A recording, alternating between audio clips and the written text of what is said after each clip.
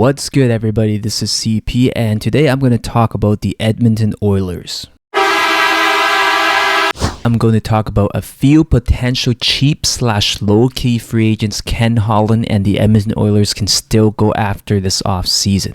Now, first things first, man, it has been a pretty epic offseason so far for Edmonton. We saw a few key signings for the team along with a few major roster moves that freed up even more cap space for potential new players to come in. But the crazy thing is, yes, get this, I don't think the offseason is completely over yet. Ken Holland and friends might not be completely done and can still make a few roster moves before opening night. So as of right now, I don't think we have a clear picture of what the exact roster may look like for the Edmonton Oilers on opening night.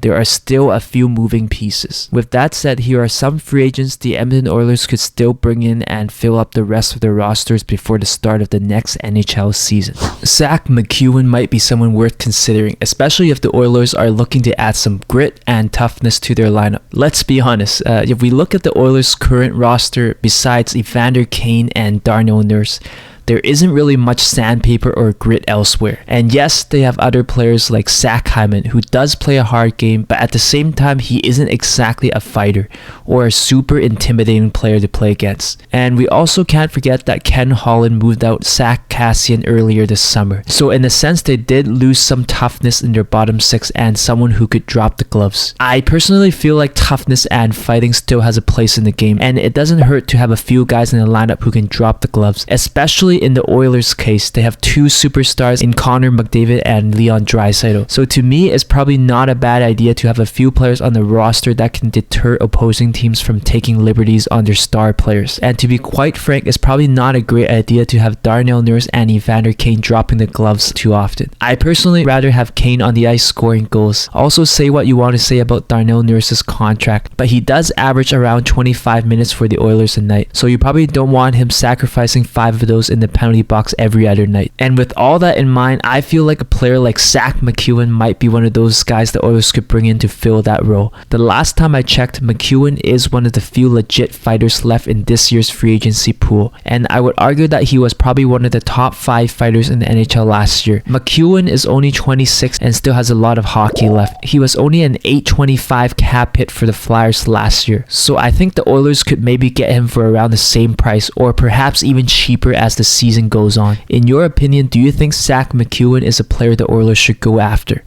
Let me know in the comments below. Brett Ritchie could be another low-key free agent target for the Oilers. Like Zack MacEwen, he's best known for his toughness and grit. He's also a big body at 6'4" and around 220 pounds, who isn't afraid to muck up and could be another player the Oilers bring in on a cheap deal to give the bottom 6 some more sandpaper. In my opinion, Ritchie is not a fun player to play against, and is probably not someone you want to fight, especially if you're not named Milan Lucic or Ryan Reeves. Overall, I feel like he was a bit underutilized in Calgary last year because they already had a few very similar players in their lineup. However, in Edmonton right now at least, they don't really have a Brett Ritchie type of player in their lineup, so I feel like he would be better utilized in their lineup. Obviously, Ritchie's offense has dried up quite a bit over the last few seasons, but we can't forget he actually had a career high of 16 goals in the NHL a few years back with the Dallas Stars. So perhaps joining an offensively potent team like Edmonton could ignite his offensive game a bit. I don't expect Ritchie to come in and be a 15-goal scorer, but if he can pop in maybe 5 to 10 goals as your fourth line guy, I honestly think that could be a very reasonable deal, especially considering the other elements of the game that he could bring into the lineup. To me, the most attractive thing about Ritchie right now might be his contract. He only made $900K last year, and only made $700K with the Calgary Flames the year before. So if the Oilers could get him for less than $900K, maybe around $800 or even $750, then I feel like it might be one of those low-risk moves that Ken Holland might consider. How do you feel about Brett Ritchie? Comment below. Moving on, Michael Raffle might be another underrated depth forward for the Oilers to bring in. At large, he's a versatile defense-first forward the Oilers could use. And honestly, I feel like he could be a solid addition to the bottom 6 who won't cost them a fortune to bring in. Raffle only made 1.1 last year and is still unsigned the last time I checked. So it seems like there isn't a much of a market for him right now. And as the offseason continues to drag on, he might have to take a slight pay cut if he wants to play in the NHL again next season. A few things to point out is that he's not a bad face-off guy. He had a 53.8 win percentage last year with the Dallas Stars. And on top of that, he's a very underrated, gritty player who can get physical if he has to.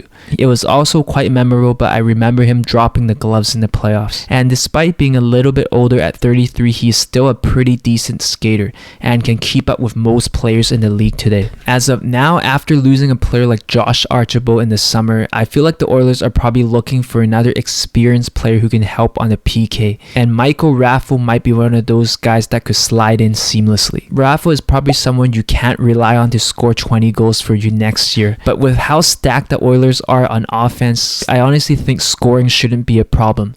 Instead, I feel like the Oilers can use a few more gritty defensive first forwards to round out their roster, and someone like Michael Raffle might be that guy.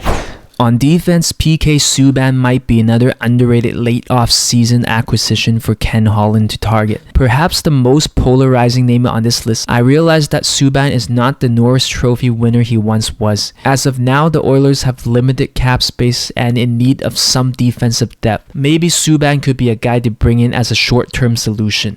He just finished a big contract and has been on the downtrend for the past few seasons. So who knows, maybe Subban is looking for a team who can give him an opportunity for a bounce back year. I know the Oilers defensive lineup, especially on the right side, might be already set with Cody Ceci, Evan Bouchard, and Tyson Barrie occupying the top 3 spots. And from what we saw at the draft and during free agency, I feel like the chances of the Oilers moving Barrie might be a lot lower than earlier in the offseason. However, it never hurts to add some defensive depth because the Oilers might be 1 or 2 injuries away from being a lot of trouble on the blue line. And some people may argue that if they could bring in a name like Subban who plays a similar game as Barrie for maybe half or 1/3 of the price, and be their number 5 or 6 guy, then it might actually not be a bad idea. In that, Barrie currently comes at a $4.5 million cap hit, and it might be beneficial for Holland to move out his contract to address other areas in the lineup. I'm not saying Subban will give the Oilers exactly what Barrie did for the past few years,